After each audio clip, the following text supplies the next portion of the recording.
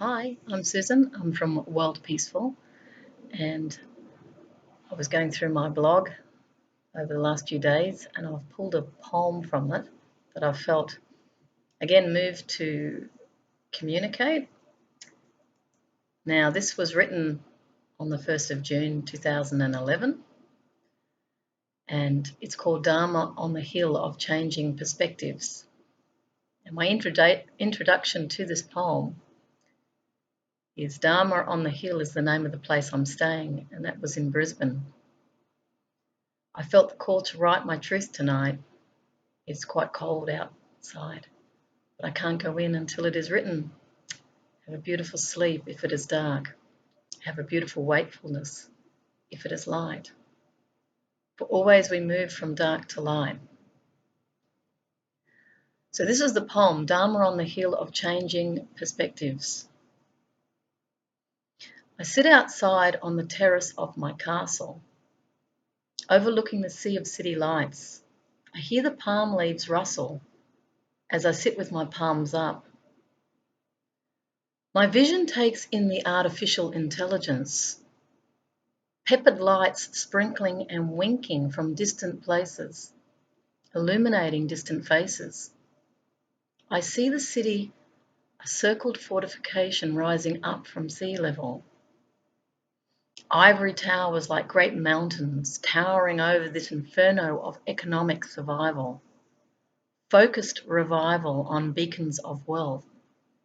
Generating, producing, productive. The night lights look so inviting, seducing the curious heart. That excitement lives in the centre of wealth.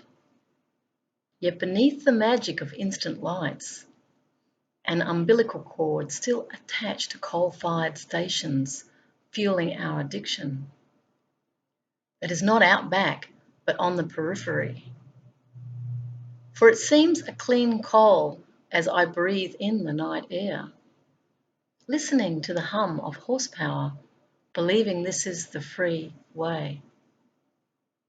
Yet silently, surreptitiously, nature's bounty burns up before my eyes.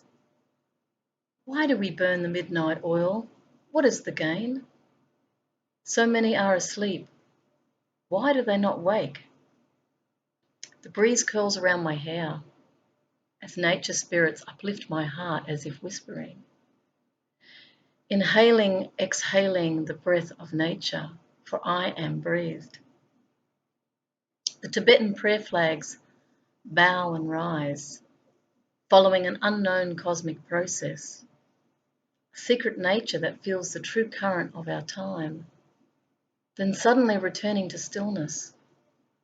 Yet this row of symbols could be a simple washing line, towels drying dishes in community, rather than rushing to fill the dishwasher. For we choose to live in harmony with nature or race against time.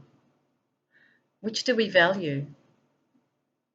Yet there are no savings in labour when carbon's credit rating is the standard of pause, is not worthy when cost accounting is in arrears.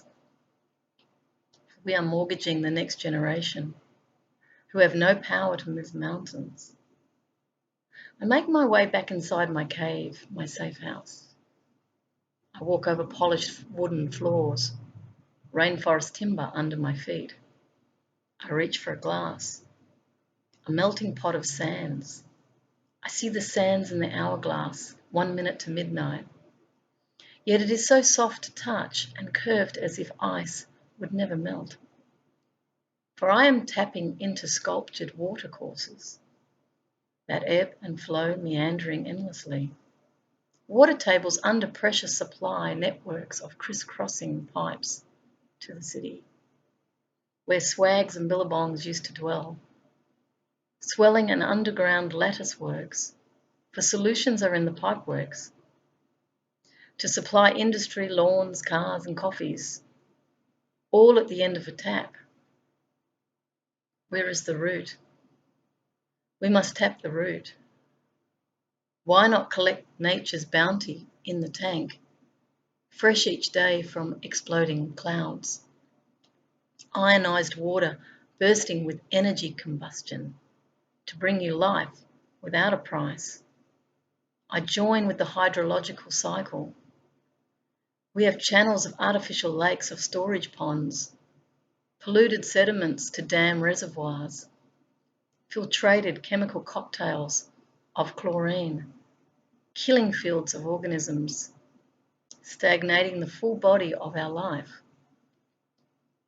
Did you know 70% of the earth is water? 60% of the human body is water. I realize I'm water. Water is me. Why am I damming the flow of my true life? It is time to sleep, for I am weary of work. I turn off the lights and save another tree. I shower to wash off the stress of the workforce. And I am forced to work. I watch the water sprinkling and blossoms through a shower rose. It is not a hose or a bucket or from a stream. The journey from the ocean to the stream is a mirage in a world of 9 to 5. I turn it off when it's finished. For it may be finished when I turn on reality. I curl up in my bed, for my life is supported in ways I do not see. I close my eyes to dream of a sustainable planet, to dream of peace, to make peace with my dreams. For I am the dream keeper, dreaming up new ideas for you to keep. For you are me, I am you, and what I do for you, I do for myself. Why do we block each other when we are lovers of life? For we are indeed each other's keepers. So keep the earth as a keepsake. For God's sake, keep it safe. For it is a gift of life silently granted by one. Tomorrow it could be gone. The lights of the future I see twinkle suddenly turn off. The midnight oil is finished. Peak oil is the coil that no longer burns bright. As the lights fall into darkness, self-realization turns on. As we enter into a new golden age that does not choose gold, but finds the new earth, a new Dharma of universal harmony, is the new natural law that does not bind but frees, ushering in the illumination of an enlightenment that lights up the cosmos for all to see. So that's my poem I wrote in Brisbane. I was actually in a condominium at the time. I was actually staying in a place where I was at the highest point in Brisbane. There was no places higher than where I was. And I was sharing a house with a lecturer from Griffith University who was also a Buddhist. And I remember exactly where I was when I wrote that poem. I wrote it inside, but I was sitting outside reflecting on this sort of snake of cars heading into this city. I was watching the city like a vortex, just sucking in the traffic, and traffic was going out. It was like a snake. And I just remember about all the lights I can see. Even when I fly over cities, when I've travelled the world, I get amazed by how much power we're using across the world, particularly coal-fired power. These are fossil fuels. These are non-renewable, meaning we can't replace them. Once we burn them, they're in the atmosphere. We're actually transforming from solid states to, vapor. That actually has a weight effect too. It's a weight distribution change when that happens. Changes the chemical composition of the atmosphere as well. It warms up where we are under the various atmospheres because it gets trapped. When I was riding my bike today, I was pondering the fact that the sun is not hot. Now, that may come as a surprise to some of you listening to this. The sun is not hot. The sun is light. In fact, when you come into the Earth's atmosphere, it's very, very cold. But as you get closer to the Earth, the ground, the foundation, it heats up. Now, logically, you would think if the sun was hot, it would get hotter as you left Earth's atmosphere. As you travel towards the sun, it should be extremely hot. It's not. It's actually not hot at all. I've been contemplating solar flare, what they call mass coronal eruptions, I think it's called. This is the flares that come out from the sun. They eject out from the sun. They can create havoc on the Earth with electromagnetic pulse. If they're big enough, which it's predicted quite soon actually in the next few months, there's an expectation of very large solar flares. It can actually knock out all communications across the planet. Now, I've said it in humour to a few people. I'd be quite happy for that to happen. It'd get us off our phones, and then we might actually start to notice what's going on around us.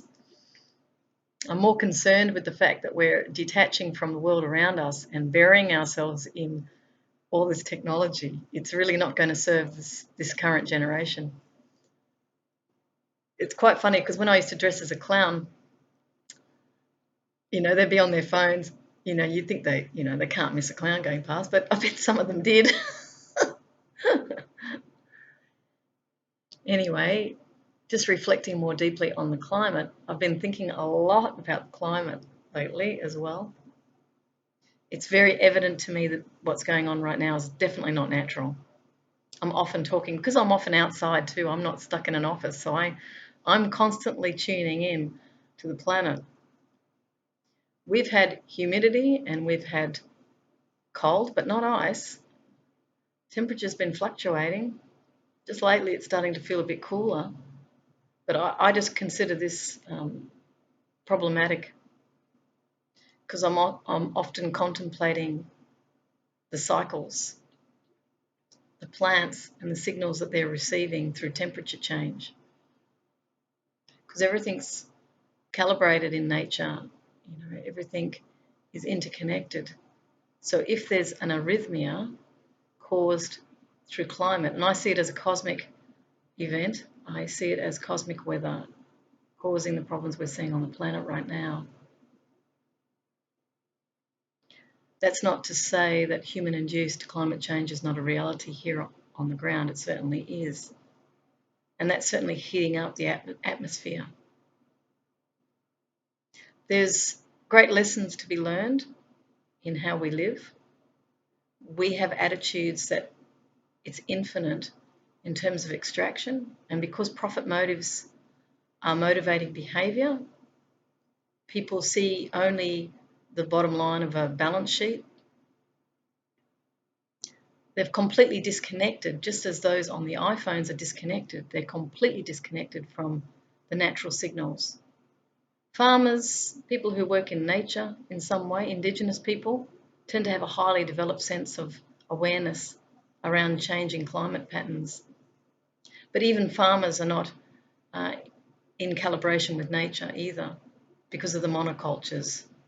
They're producing one crop, and that has implications for the various insect life, the organisms in the soils, the other plants, and how they respond to the various pollens that are sent out that might not be in harmony as a natural system.